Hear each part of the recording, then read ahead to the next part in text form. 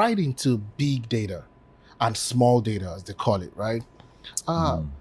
where I come from, there's this rhetoric amongst public servants or politicians that Mm-hmm.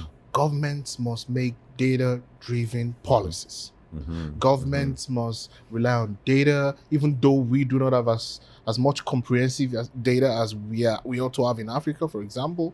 But we want to make, or governments want to make decisions as regards the people using data. Mm-hmm. Mm-hmm. You are a data person. You are huge on tech and big and small data. In layman terms, right? Do you think data alone is enough to make governmental decisions? And I ask this because some academics would say that it all starts and ends with data. Before you can make anything at all, Mm-hmm. you need to conduct a survey, let people knowing the people's needs Mm-hmm. should be data driven. However, some persons say data alone should not be. Mm-hmm. You know, data is just numbers. People are humans. You should talk to them directly. Mm-hmm. Now, for an average person, for anyone, for prospective politicians that would watch this, for students that are coming into the public service, for example, data-driven public policy, for example, is that enough for government to make decisions?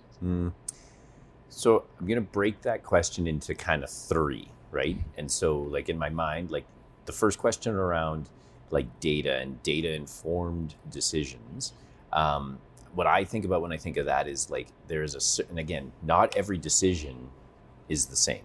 So I would agree with the statement around like it kind of begins and ends with data because you start kind of analyzing problems and understanding, okay, well, what do we know about a problem? Whatever that problem is, whether it's policy or how to tackle, anything, right? So if you have data, you want to understand how that helps inform your current state.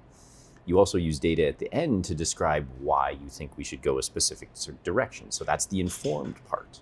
And I think the nuance is in the middle. And so you want to have as much quality data as you can to inform the analytics that goes into the decision.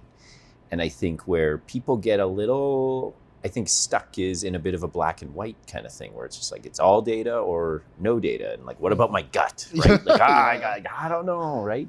And I'm also a big sports and athletics. I think when I think of sports, like analytics has gotten so deep in there, and they have, and I think we'll touch on it later around budgets and money to spend on things like, those types of things. But to me, I think sometimes you see sports decisions get made with too much reliance on the